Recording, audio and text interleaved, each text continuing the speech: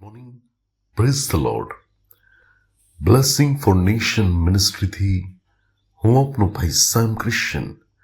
ઈશ્વર પિતાએ આજે આપણને આપેલા આજના એક નવા સુંદર દિવસે આપને પ્રભુ ઈસુ ખ્રિસ્તના નામમાં પ્રેમી સલામ પાઠવું છું. આજે આપણે ઈશ્વરના અદ્ભુત અને ખાતરીદાયક વચન પર મનન કરીશું. માથેની લખેલી સુવાર્તા તેનો 12મો અધ્યાય ને તેની 50મી કલમ. ત્યાં પ્રભુનું વચન કહે છે, કેમ કે મારા આકાશમાંના પિતાની ઈચ્છા પ્રમાણે જે કોઈ કરે તે જ મારો ભાઈ તથા બહેન તથા માં છે. આજનું જે વચન છે એમાં ખાસ કરીને હું આ બાબત ઉપર ભાર આપવા માંગુ છું. આકાશમાંના બાપની ઈચ્છા, જેને આપણે આપણા સ્વર્ગીય પિતા કહીએ છીએ. અને જ્યારે આપણે આ પ્રાર્થના બોલીએ છીએ કે ઓ મારા આકાશમાંના બાપ, ઓ મારા સ્વર્ગીય પિતા, તમારું નામ પવિત્ર મનાવો, તમારું રાજ્ય આવો, જેમ સ્વર્ગમાં એટલે કે આકાશમાં તમારી ઈચ્છા પૂરી થાય છે તેમ આ પૃથ્વી પર થાવ.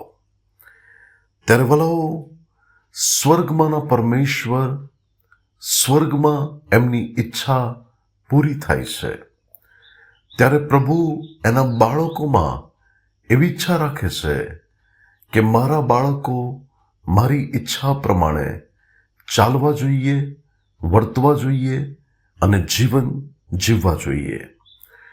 પરંતુ ઘણા બધા મનુષ્યો ઈશ્વર પિતાની ઈચ્છા પ્રમાણે નહીં, પરંતુ પોતાના મનોવિકાર પ્રમાણે, શૈતાનની ઈચ્છા પ્રમાણે અને જગતની દુષ્ટતા પ્રમાણે તેઓ વર્તે છે.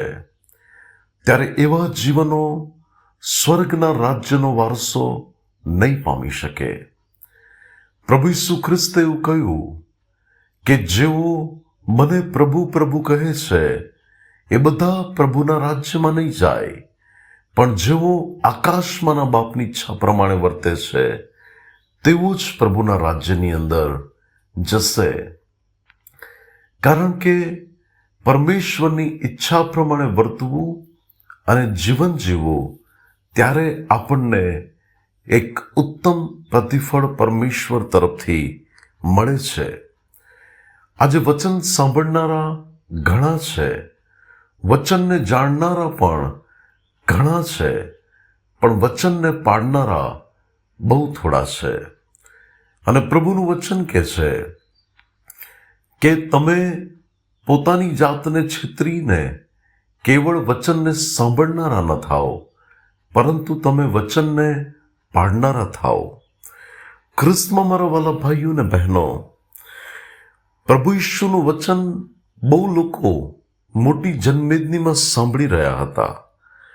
અને ત્યાં પ્રભુ ઈશુ એવું કહે છે કે મારા જે ખરા સંબંધો છે એ તો કયા છે કે જેને હું મારો ભાઈ, મારી બહેન અને મારી માં કહી શકું, તો એ તો એવા લોકોની સાથે એ સંબંધ છે કે જે મારા આકાશમાંના પિતાની ઈચ્છા પ્રમાણે જે કોઈ કરે છે.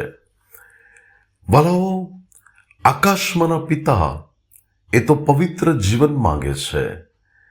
આકાશમાંના પિતા નેકીનું જીવન, દયાભાવનું જીવન અને નમ્રતાનું જીવન માંગે છે.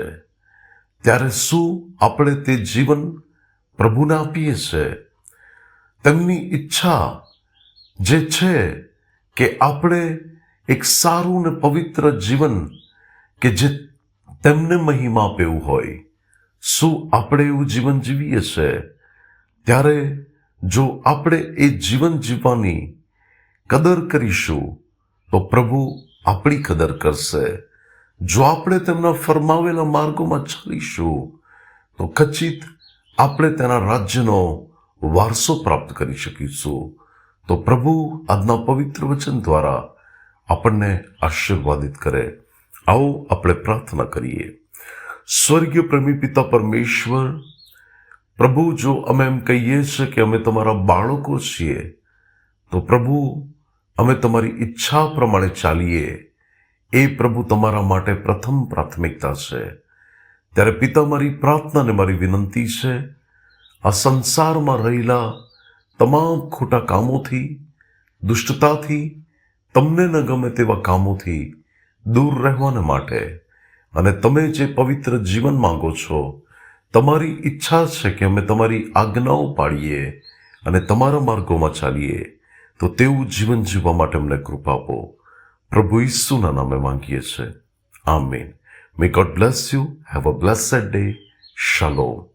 ઓડિયો મેસેજ મેળવવા માટે તમે અમારો સંપર્ક કરી શકો છો. અમારો નંબર છે 9974754546. ડોક્ટર સેમ ક્રિશ્ચન, વ્યારા, ગુજરાતથી. God bless you.